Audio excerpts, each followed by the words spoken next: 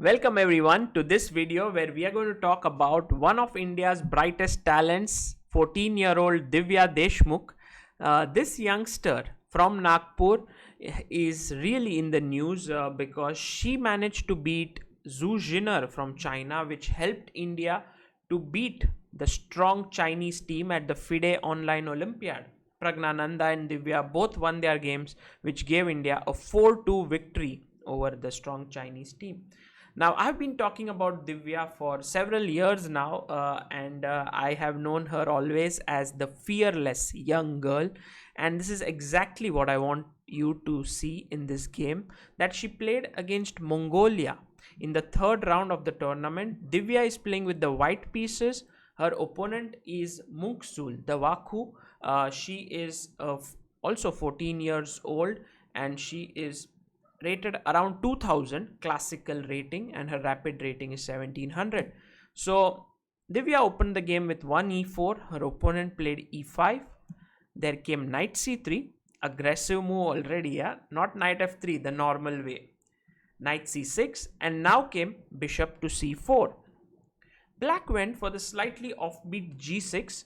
Of course, knight f6 is the main move, and then you usually go d3 with the ideas of f4 and knight f3. But now after g6, Divya continued d3, bishop g7. And here's my first question to you. What would you play here? What developing move would you play here as white? Pause this video, think, and try to come up with an answer. Well, I hope that I managed to fool you here, because you might have thought of some developing move like bishop e3, knight f3, or something on that tune, or maybe knight e2 with the idea of f4.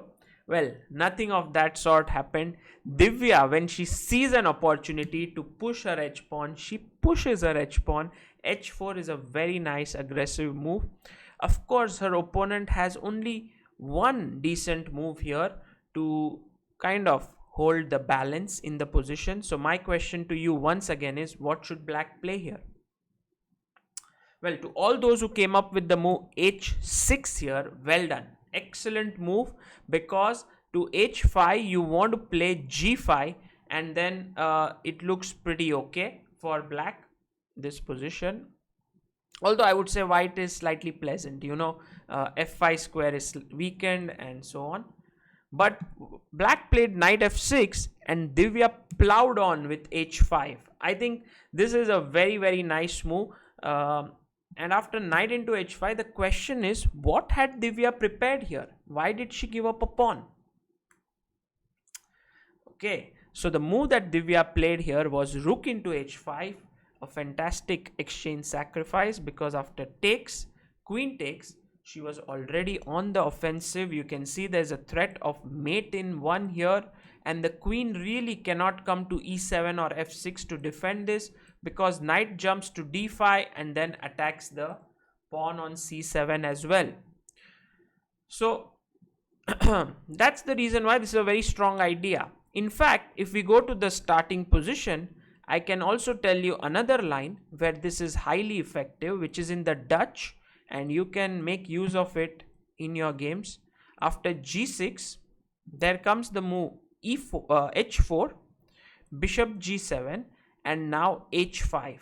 And when black takes on h5, you simply pick up with the rook, and after g into h5, you can play, or you can actually begin, instead of rook h5, you can begin with e4 here, because after he takes, you can now take on h5, which is really a very powerful attack on the black king. In fact, this time it's even more strong with this check.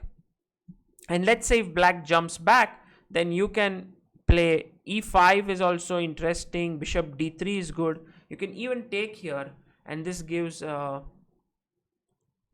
white a very, very nice position, something like bishop g5 or bishop d3, bishop e2, knight e2, and white is better. So coming back to the game, after knight f6, h5, Divya sacrifices an exchange, queen h5. Now it was very important here to continue with the move d5. I mean, this is just giving back one pawn but hoping to defend against the mate with moves like bishop e6 here. Because let's say I take on d5 with my bishop, there's a mate here, but now I can at least play rook f8. And when you go bishop g5, which is the most natural move, the queen has space, to come up. That's the most important reason why you have to play d5, because otherwise bishop g5 simply puts a lot of trouble to the black queen.